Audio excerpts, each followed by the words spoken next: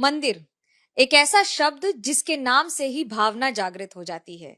लेकिन एक मंदिर को बनाने में क्या मेहनत लगती है, कौन सा दिमाग लगता है और क्या सोच के एक मंदिर को बनाया जाता है।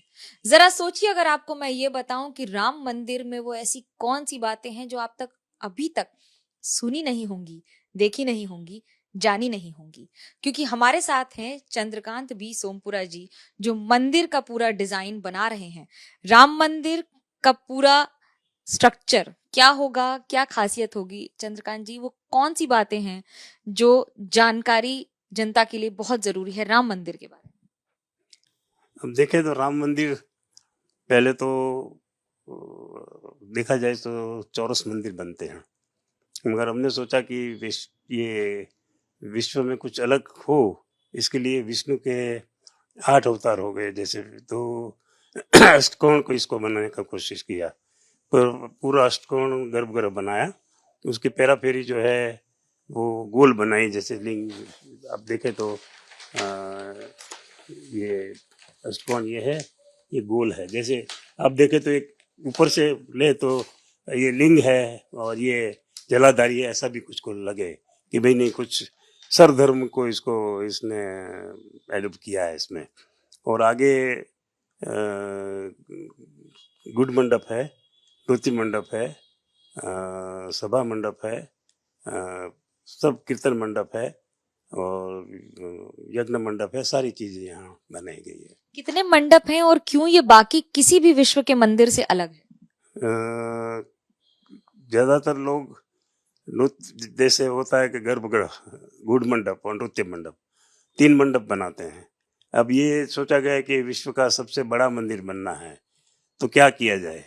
तो शास्त्र के अनुसार मेरे दादाजी ने कई किताबें लिखी है, उसमें महामंडपों के डिजाइन थे। उसमें से हमने एक डिजाइन निकाली कि इसमें और 3 मंडप ऐड कर दिया जाए, तो उसका ड्राइंग बनाया गया। फिर बहुत अच्छा लगा। बाद में इन लोगों को विश्व हिंदू परिषद को दिखाया गया, कमेटी से पास करवाया गया। फिर उनको लगा कि नहीं, अच्छा से अच्छा मंदिर तो यही है, ज़्यादा जो भी खर्च हो उनको करना तो यही है। तो हमने फिर ये प्लान फाइनल किया। शिलान्यास हो चुका है, लेकिन अब तो वहां पर आप जाकर मेजरमेंट ले सकते हैं। इसकी तैयारी कब से की और कैसे की आपने? नहीं, शुरुआत में जब हम गए थे तब तो मुश्किल था,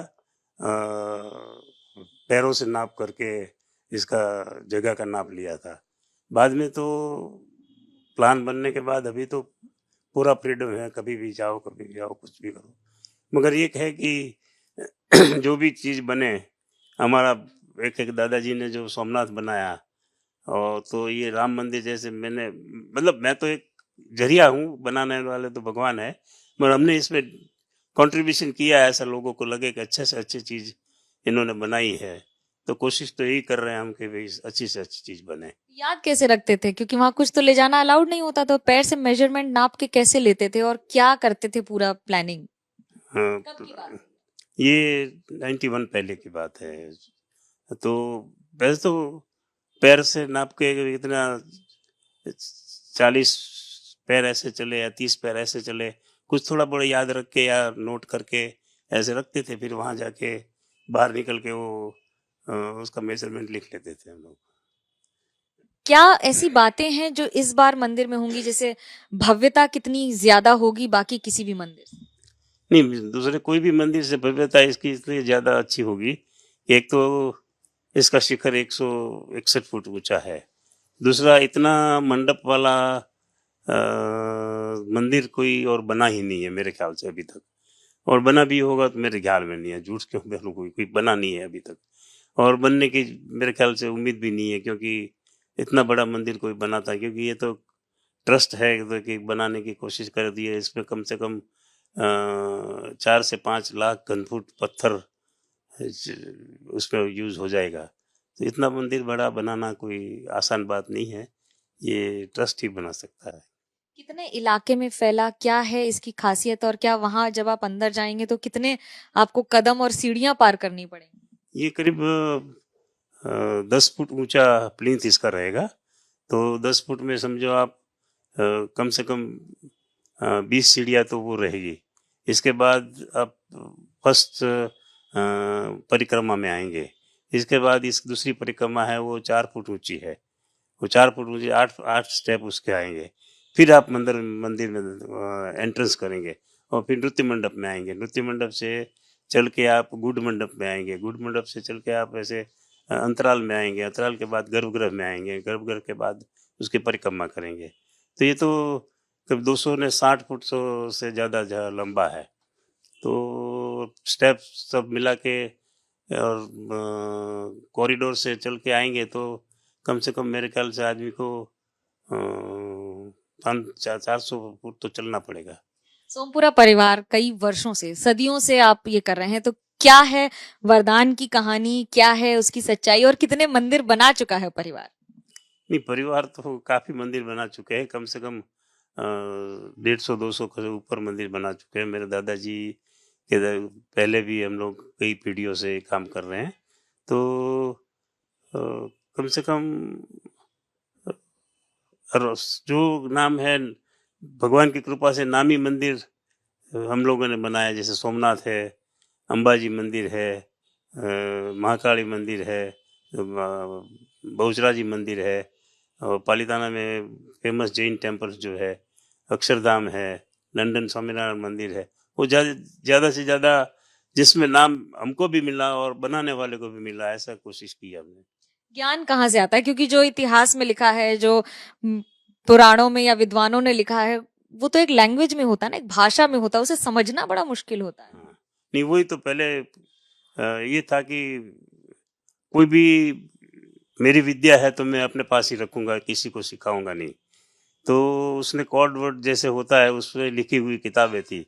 मगर मेरे दादाजी को लगा कि भाई वो कभी कहीं जाते थे तो कुछ पुस्तक इधर एक तरफ कर देते थे कि भाई आया ये सीख जाएगा। तो उनको लगा कि नहीं, ये ठीक नहीं है, तो सबको सिखाना चाहिए। तो उन्होंने संस्कृत में पढ़ाई, खुद ने पढ़ाई की और संस्कृत में मास्टर रख के सब उसका ट्रांसलेशन करके अलग अलग से सीखा कि भाई ये क्या है। तो जैसे कि नक्षत्र कितने हैं, वो किसी को मालूम हो कि भी नक्षत्र 27 है, तो उसको कहीं भागे के 27 भागे लिखा है, तो 27 भागे डायरेक्ट नहीं लिखेंगे, वो नक्षत्र भागे। और सूर्य गुणे है, तो सूर्य का 12 स्वरूप है, जिसको मालूम है वही समझ सकता है। ऐसे कुछ कोड वर्ड में लिखा हुआ था। उन्होंने सब अपना गुजराती में ट्रांसलेशन करके सबके सामने रख दिया कि भाई करो, तो इसको करना है, मंदिर बनाओ। तो आज़ादी के बाद में जब उन्होंने किताब लिखी सब, तो वो सब कई लोग मंदिर बनाने लगे। नाम कैसे अपना उसमें इंस्क्राइब कर देते हैं अगर किसी मंदिर में रखना हो? और सोमपुरा परिवार यानी कि उपाधि, सरनेम की क्या खासियत है? नहीं, वो तो बाहर से देखने से ही मालूम पड़ जाता है कि सोमपुरा परिवार ने ये मंदिर किया है। बाकी कोई नाम रखने के लिए कोई पहले के ज़माने में जैसे इसकी कदर करते थे कि भाई यहाँ इनका नाम होना ही चाहिए, ऐसे कोई लिखता है कोई नहीं लिखता है, वो उसकी मर्जी की बात है। कोई एक ऐसी बात जो आप मंदिर के अपने एक्सपीरियंस बताना चाहेंगे? नहीं, मंदिर का एक्सपीरियंस तो अलग अलग, सब मंदिर के अलग अलग एक्सपीरियंस होते हैं। जैसे कि राम मंदिर है, तो राम मंदिर का एक जब उसका मॉडल शुरुआत में बना, वहाँ जो मेला लगता है हर 12 साल में ये, तो वहाँ क्या नाम, कुंभ में मेला में ये रजू किया गया कि भी ये मॉडल रहा है। तब से लोगों को ने कहा कि भाई यही मंदिर बनना चाहिए। लोगों के पूजा में आज भी मुझे लोग कहते हैं कि भाई आपने ये मंदिर में चेंज किया, मगर हमारे पास तो पुरानी तस्वीर पूजा में है। जब आप काम की बात करते हैं, आप गुजरात से हैं, मुख्यमंत्री नरेंद्र मोदी रहे कई वर्षों तक और अब प्रधानमंत्री, क्या कोई योगदान रहता है या फिर कोई फर्क पड़ता है उससे? काफी फर्क पड़ता है, क्योंकि कोई भी चीज आदमी खुद देखता है।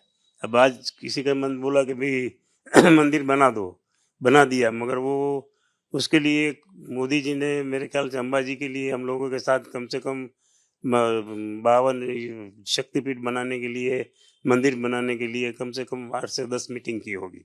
इतना टाइम कोई कम देता है। चाहे एक बार बोल के भाई बस इतना ऐसा कर दो, ठीक है।